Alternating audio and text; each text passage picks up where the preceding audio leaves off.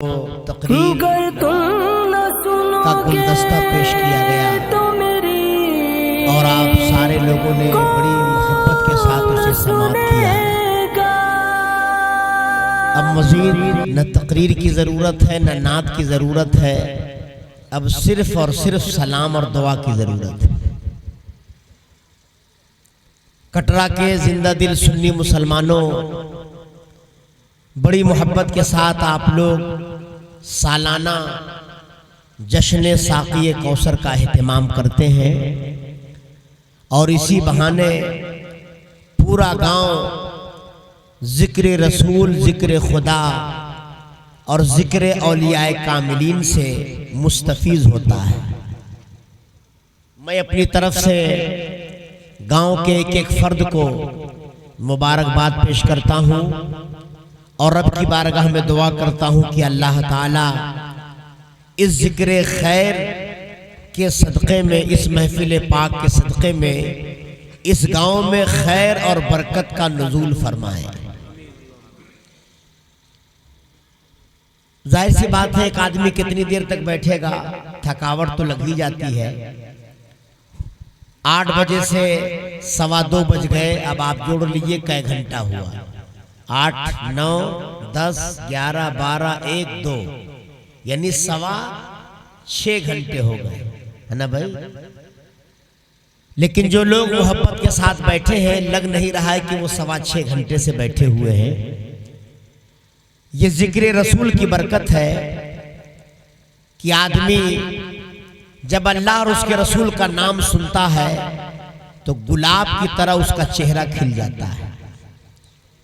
मैं आप सब लोगों से ये गुजारिश करूंगा कि आप लोग नमाजी बनिए, परहेजगार बनिए, अपने माँ बाप का वफादार बनिए और दीन की खिदमत करने वाला बनिए।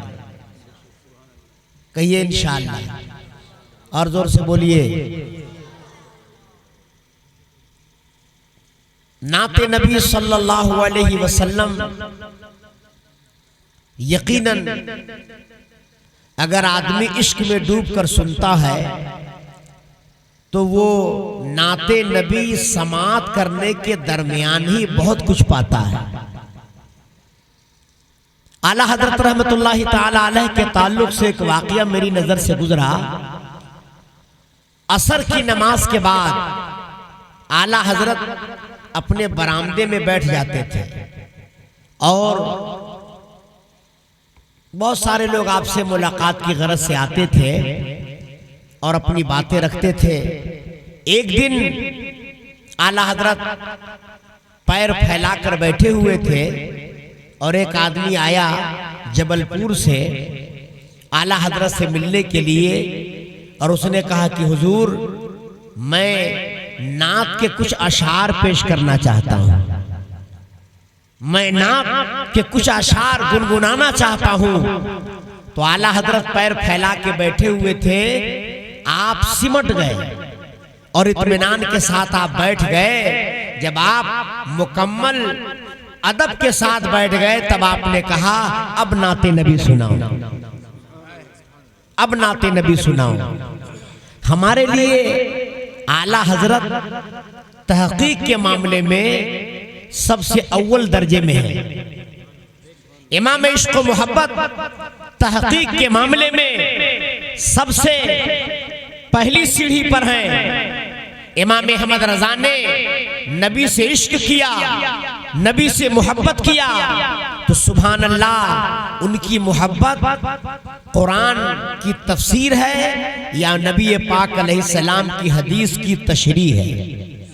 तो इसीलिए हम लोग भी नाते नबी सुना करें तो इश्क का माहौल होना चाहिए। मैंने कई साल पहले आप लोगों से गुजारिश किया कि आप लोग खूब इनाम दीजिए, जम कर दीजिए, पूरा घर लुटा दीजिए नबी के नाम पर। अच्छी बात है, नबी के नाम पर इनाम देना अच्छी बात है, लेकिन ये जो फेंक कर दिया जाता है ये हमारी समझ के परे है, ये हमारी समझ से बिल्कुल बाहर है। मैं एक आलिम हूं, ये रवाज पाकिस्तान से चला अब पाकिस्तान से जो चीज चलेगा जरूरी है कि वो जायज ही हो। बोलिए भाई, पाकिस्तान में इतनी बेहयाई है, इतनी बेशर्मी है, आप चैनलों पर देख लीजिए, आप चैनलों पर देखिए वहां कितनी बड़ी बेहयाई है। नाम है सुलेमा खातून और बेनकाब वो आती है और सारी दुनिया के सामने अपनी बात रखती है। तो इसलिए काम सब कीजिए, लेकिन वो काम कीजिए जिस तरह काम करने का हुक्म हमारे नबी ने, हमारे खुदा ने दिया है ना भाई। स्टेज पर चढ़ाना और चढ़कर इनाम देना ये भी हमारे समझ से परे है, ये भी हमारे समझ से बाहर है। मैं इसलिए आप लोगों से ये कह रहा हूं, चूंकि कटरा ये हमारा अपना गांव है ना भाई, कटरा हमारा अपना गांव है। मैं ये चाहता हूं कि अपने गांव में कोई ऐसा काम न हो कि दूसरा अपने लोगों पर उंगली उठा सके, है ना भाई। तो इसलिए नात खूब सुनिए, इनाम खूब दीजिए, लेकिन अदब के दायरे में दीजिए, ताकि ऐसा लगे कि आप आशिक़े रसूल और मुस्तफ़ा जाने रहमत के चाहने वाले हैं। हजरात, आला हजरत हमारे लिए मिसाल है ना। मैं अपनी जिंदगी में एक चीज आला हजरत की जिंदगी के जरिए से समझाना चाहता हूं। दुआ तावीज, तावीज लिखना शरीयत में जायज है ना भाई। और तावीज पर अगर कोई नजरो न्याज पेश करे तो लेना भी जायज है, जायज है ना भाई। तावीज पर अगर कोई नजरो हाँ, अगर कोई कीमत तय करता है कि नहीं 500 दो, 1000 दो, तो ये मेरी समझ के परे है। लेकिन अगर कोई अज खुद नजर पेश करता है तो उस नजर को लेने में कहीं कोई कबाहत नहीं है। मैं भी एक इंसान हूं, मुझे भी पैसे की जरूरत है, और आप सब लोगों की दुआओं से मैं तावीज जब मैं पढ़ता था तब से लिख रहा हूं। जब मैं दौराने तालिब इल्मी में था तब से मैं तावीज लिख रहा हूं। लेकिन आप सब लोगों की दुआओं से मैं तावीज का 1 रुपया भी नहीं लेता। 1 रुपया चाय भी मैं पीना मुनासिब नहीं समझता। हालांकि जायज है लेना, ले सकते हैं, लेकिन मैं लेता क्यों नहीं? उसकी वजह यह है, मैंने सोचा मैं आला हजरत की पूरी जिंदगी पे तो अमल नहीं कर सकता, कम से कम एक बात पर ही अमल कर लूं। आला हजरत की बारगाह में एक आदमी आया, एक टोकरी मिठाई लेकर। उस जमाने में टोकरी में लोग मिठाई लेके जाते थे। एक टोकरी मिठाई लेकर आया और आला हजरत की बारगाह में पेश कर दिया। कहा हुजूर ये मिठाई है, इसे कबूल फरमा ले। तो आला हजरत ने फरमाया कोई काम तो नहीं है? बोले नहीं हजरत कोई काम नहीं है, सिर्फ आपसे मुलाकात की गरज से मैं आया हूं, आपसे मिलने के लिए मैं आया हूं। आला हजरत ने रिपीट करके कई मर्तबा पूछा कोई काम तो नहीं है, कोई काम तो नहीं है? उसने कहा कि नहीं कोई काम नहीं है, सिर्फ आपका दीदार करना मकसूद है, आपकी ज़ियारत मकसूद है, इसलिए मैं आया हूँ। आपने खादिम को बुलाया और कहा ये मिठाई जो टोकरी में रखी है, जाओ इसे जनान खाने में पहुँचाओ, इसे किचन में पहुँचाओ। वो गया और मिठाई की टोकरी किचन में पहुँचा दिया। कुछ देर के बाद जब वो जाने लगा तो आला हजरत से कहता है हुजूर एक तावीज लिख दीजिए। हुजूर एक, बहुत गौर से सुनिएगा, हुजूर एक तावीज लिख दीजिए। आला हजरत ने कलम उठाया, कागज लिया और तावीज लिख दिया, और लिखने के बाद उसके हाथ में तावीज दे दिया। उसके बाद आपने उसी खादिम को आवाज दिया नाम लेकर, कहाँ गए? वो आया भागता हुआ, बोले जाओ किचन में जो तुम मिठाई की टोकरी रख के आए हो उसे लेकर के आ जाओ। वो आया मिठाई की टोकरी लेकर, तो आला हजरत ने फरमाया इसे आप ले जाइए अपने साथ। बोले हुजूर मैं आपके लिए लेके आया हूँ, मैं आपकी खिदमत में पेश कर चुका हूँ, मैं इसे क्यों और कैसे लेकर के जाऊं? तो आला हजरत ने फरमाया सुनो, अहमद रजा तावीज बेचता नहीं है, अहमद रजा तावीज बेचता नहीं है। मैंने बार बार तुमसे पूछा कोई काम तो नहीं है, कोई काम तो नहीं है, कोई काम तो नहीं है, लेकिन तुमने कहा नहीं हुजूर कोई काम नहीं, बस आपसे मुलाकात करना मकसद था, आपका दीदार मकसद था, इसलिए मैं आ गया। तो आखिर तुमने तावीज ले लिया। अहमद रजा तावीज बेचता नहीं है। हालांकि अगर आप मिठाई ले लेते तो हराम नहीं हो जाता, नाजायज नहीं हो जाता, आप गुनहगार नहीं होते, लेकिन हर आदमी की जिंदगी की शैली अलग अलग होती है, हर आदमी की जिंदगी गुजारने का तरीका अलग अलग होता है। मैंने भी सोचा हम तो अहमद रजा के पैर के धूल के बराबर भी नहीं हैं, हम तो इमाम इश्क व मोहब्बत के पैर के धूल के बराबर भी नहीं हैं। कहाँ इमाम अहमद रजा, कहाँ इमाम वक्त, कहाँ शेखुल इस्लाम वल मुस्लिमीन, और कहाँ ये गुनहगार, जर्रा बराबर कोई मुमासिलत नहीं है। लेकिन मैंने सोचा अरे हम कुछ नहीं कर सकते, आला हजरत की इस सीरत पे तो अमल कर ही सकते हैं, और मैंने आज तक अमल किया है। दुआ कीजिए कि अल्लाह ताला मुझे आइंदा भी इस पर अमल करने की तौफीक अता फरमाए। तो आला हजरत का नाम लीजिए, कोशिश कीजिए कि उनकी सीरत पर भी चले। कहिए इंशाअल्लाह चलेंगे ना इंशाअल्लाह। आजकल शादियों का माहौल चल रहा है, इन साल पता चला है कि कटरा में कम शादी है ना, लेकिन दूसरे गांव में तो आप जाते ही होंगे, जाते हैं ना भाई। जब शादियों में जाइए आप लोग तो खाने की गरज से मत जाइए। जब शादियों में जाइए तो खाने की नीयत से मत जाइए, खाने के इरादे से मत जाइए, बल्कि दुआ देने के इरादे से जाइए। कहिए इंशाअल्लाह, जोर से बोलिए। लेकिन आजकल लोग ज्यादातर खाने ही के इरादे से जाते हैं कि नहीं। आज 4 शादियों में मेरी शिरकत हुई। कै शादियों में? 4 शादियों में मेरी शिरकत हुई। यहाँ वहाँ जहाँ भी दावती थी मैंने पहुँचने की कोशिश किया, लेकिन कहीं एक लुकमा खाया, कहीं कुछ नहीं खाया, कहीं आधी रोटी खा लिया। मकसद खाना नहीं है, मकसद दुआ देना है। तो आप लोग भी जब शादियों में जाइए तो दुआ देने की गरज ही से जाइए। कहिए इंशाअल्लाह, जोर से बोलिए और जोर से बोलिए। और मैं आप सब लोगों से गुजारिश करता हूं कि शादियों को इस्लामी रंग में रंगने की कोशिश कीजिए। मैं खास तौर से जवानों से गुजारिश करता हूं कि आप लोगों की जब शादियां हों तो ऐसा रंग अपनाइए जो रंग हमारी शरीयत ने हम पर चढ़ाने की कोशिश किया है इंशाअल्लाह।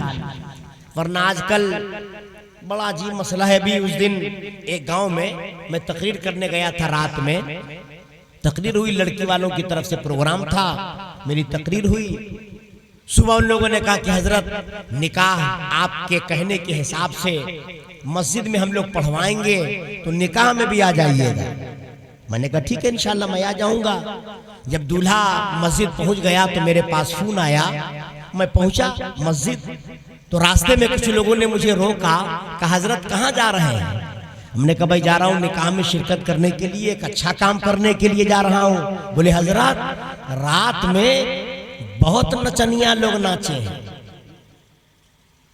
और सिर्फ मर्द ही नहीं नाचा है, मेहरारू भी नाची है, और नाचने वाले स्पेशल मुंबई से आए थे दोस्ती निभाने के लिए।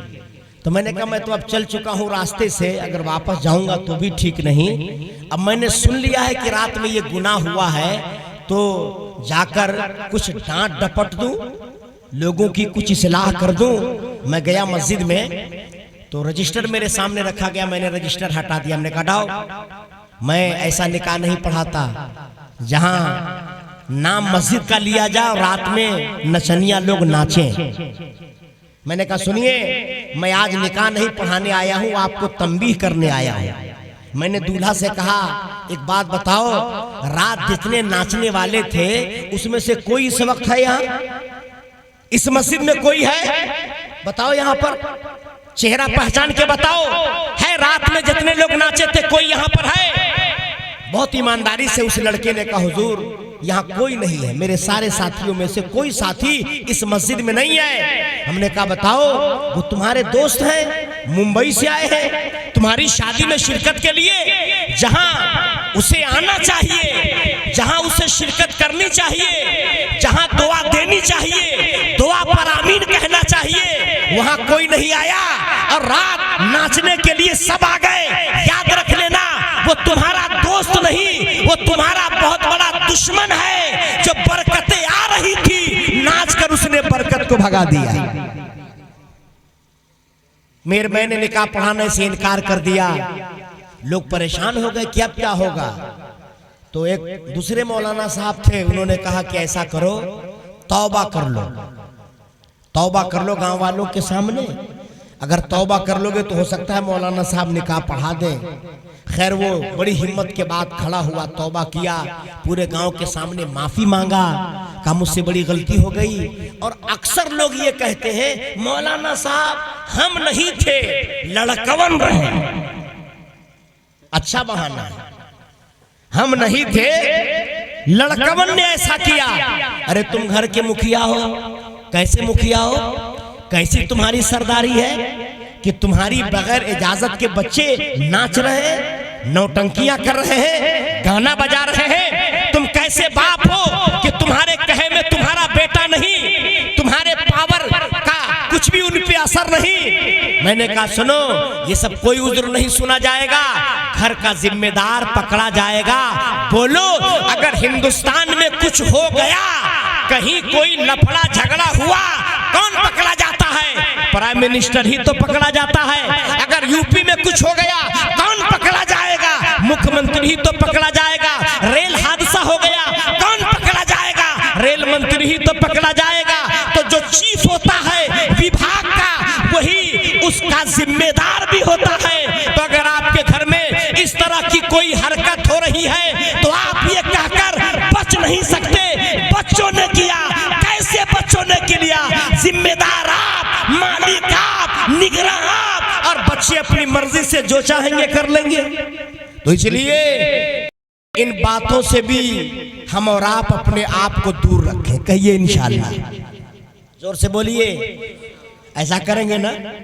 और शादियों में खाने का भी रवाज कहीं कहीं घूम घूम कर है, जहां बफर सिस्टम होता है और खूब मुसलमान लोग खाते हैं, है ना, चाव से।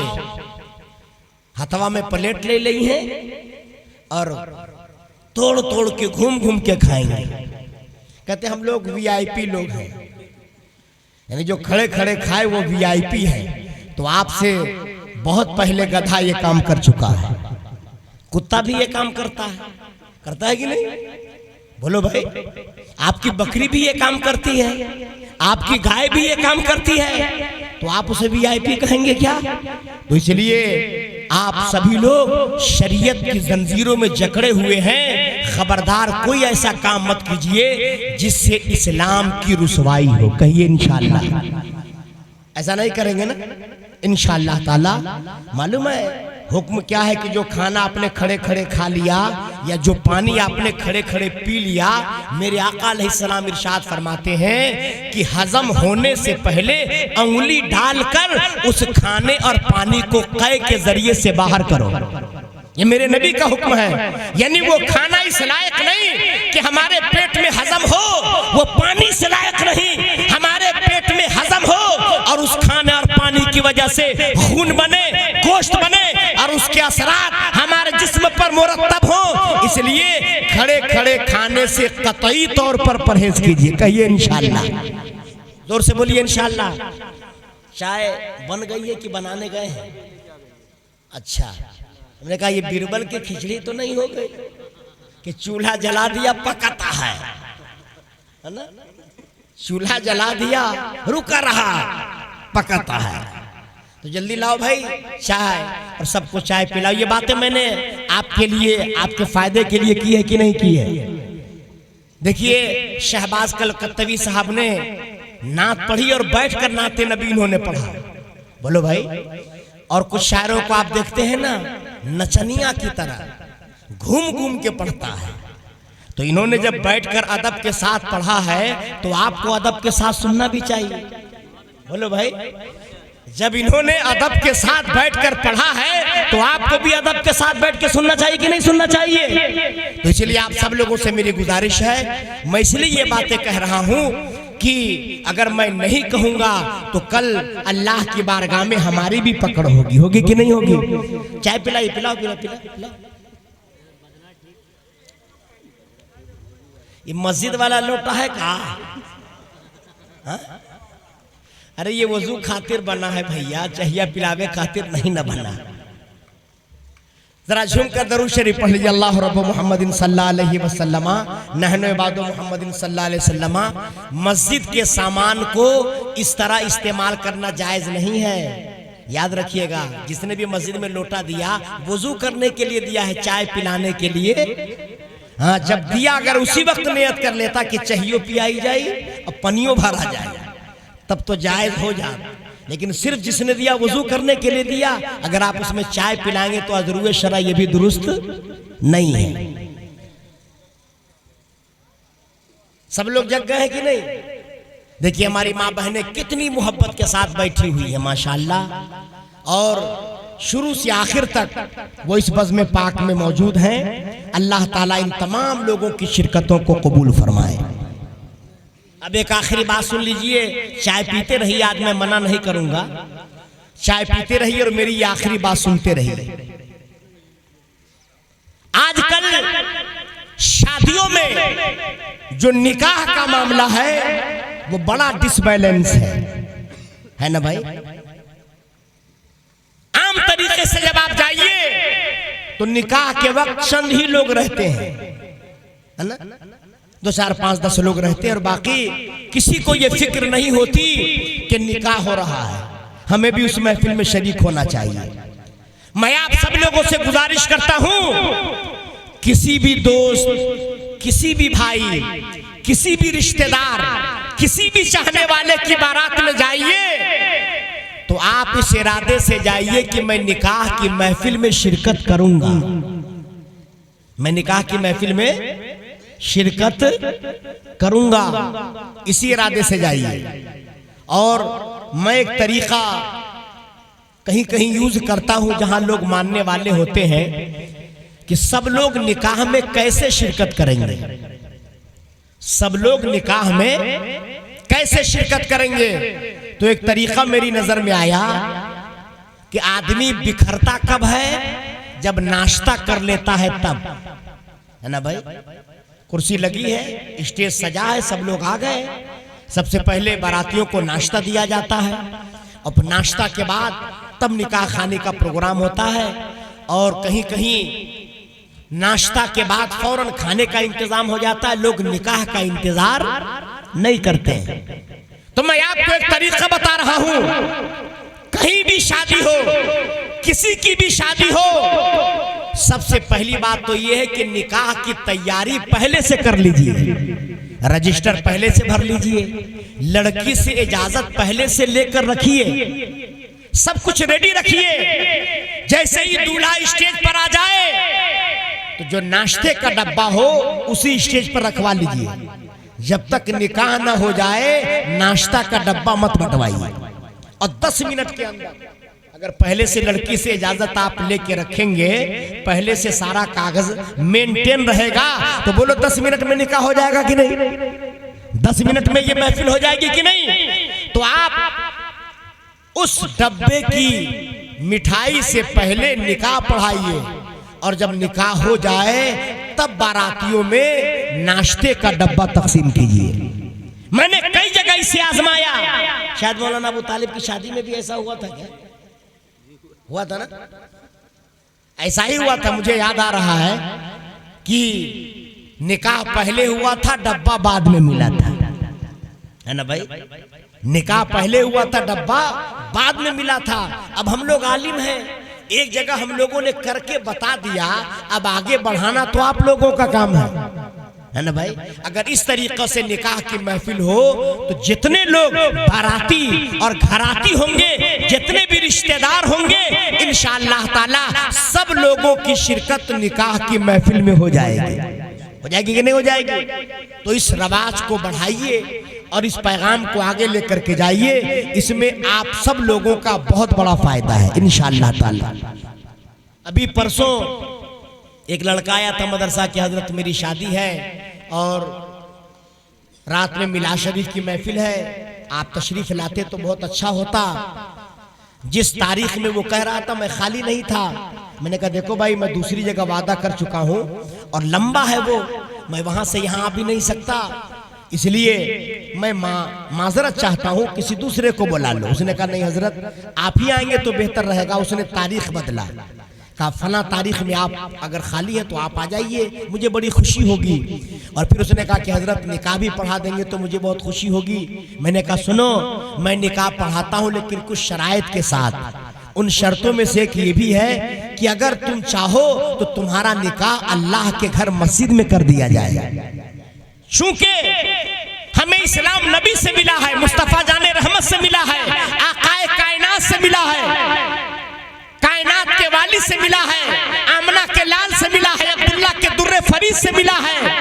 आप जब सीरत रसूल का मुताला करेंगे तो आपको ये हदीस भी मिलेगी कि मेरे नबी ने जब मौला अली शेर खुदा का निकाह पढ़ाया तो कोई और कैंपस नहीं था बल्कि मस्जिद नबवी का कैंपस था। तो नबी ने निकाह मस्जिद में पढ़ा के बता दिया कि निकाह पढ़ाना मस्जिद में ये तुम्हारे नबी की सुन्नत है ना भाई। और जब मस्जिद में निकाह पढ़ाएंगे तो इंशाअल्लाह ताला जितने लोग रहेंगे सब बावजू रहेंगे कि नहीं रहेंगे, बरकत मिलेगी। तो आप लोग भी कोशिश करें कि मस्जिद ही में निकाह हो तो ज्यादा बेहतर है। और सिस्टम बनाना पड़ता है, कहीं से बन के आता नहीं है। आप अगर सिस्टम बनाना चाहेंगे तो बहुत सारी आसानियां शरीयत में है।